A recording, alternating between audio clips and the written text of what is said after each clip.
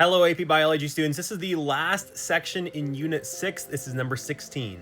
In this section, we're going to wrap up our content about biotechnology. Now, I'm just going to quickly go over some of the different types of biotechnology you might see out in the field in forensics or in medicine, but there are new types of biotechnology popping up almost every year, and this is a really exciting field to get into. PCR stands for polymerase chain reaction, and it's a machine that mimics DNA replication.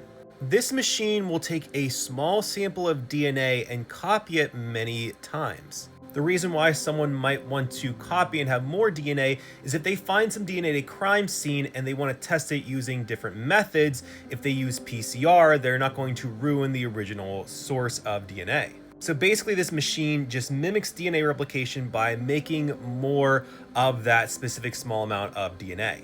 Our next type of biotechnology is called gene therapy, and this is when scientists will use a virus almost like a Trojan horse by inserting a functional gene inside it. Now, that virus won't infect the cell with its viral DNA. What it will do is it will actually take the correct gene or the functioning gene and insert it into that cell with a misfunctioning gene. You can see here our virus with a correct gene, inserting that gene into the nucleus of a cell.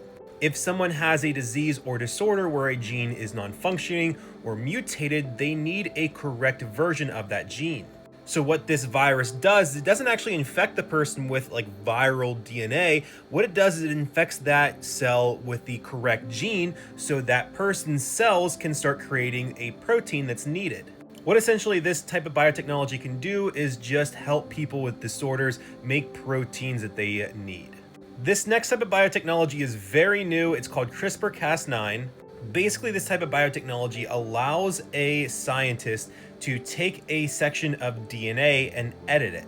This CRISPR-Cas9 system was first identified in bacteria cells, and it's only been known for the past, I think like 10 years, even less than that. But the really cool thing about this biotechnology is that it's very cheap to actually manufacture and use. Where for say, when the first genome was sequenced, it took over 13 years and $3 billion, this type of biotechnology is very cheap.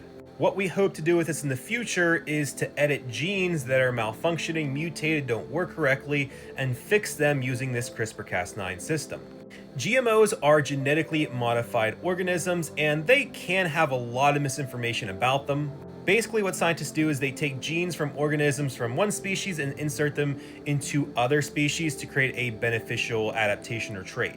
Now, like I said before, there's a lot of misinformation out there about GMOs and their health benefits and risks. The overwhelming consensus of the scientific papers and scientists is that GMOs are safe to eat. And the benefits of GMOs are really helping us create more food for impoverished areas and food with more nutritional value. There is a conversation to be had about what GMOs are doing to small farms and small businesses, since larger businesses like DuPont and Monsanto control the GMO genes. So there is definitely a conversation to be had about how GMOs are affecting these smaller farms. Stem cells were a bigger topic when I was a kid in the 90s and early 2000s, but basically these are unspecialized cells that can reproduce itself and differentiate into other specialized cells. Where stem cells have really been applied is if somebody has had major nervous system damage.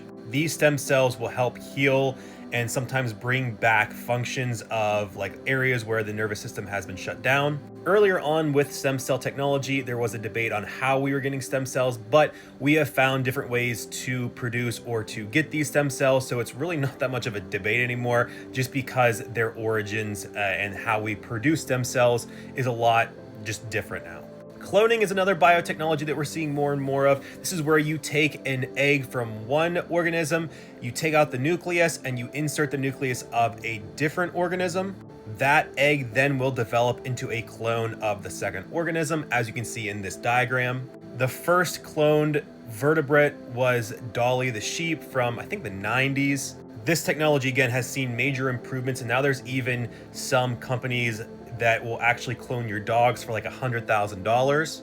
But there's still debate about cloning, its ethics, and who quote unquote kind of owns DNA or has the right to copy someone's DNA. Our last type of biotechnology that we're going to talk about are called vaccines. Vaccines are just biological preparations that improve our immunity to a specific particular disease. And we've had vaccines for hundreds of years now. Vaccines are not something new. We have been using them to save lives for, again, a long time. Basically, we insert a dead or weakened virus that cannot get you sick, and the virus is used by our immune system to create antibodies and other immune factors that will help our body fight the disease if we ever come in contact with it.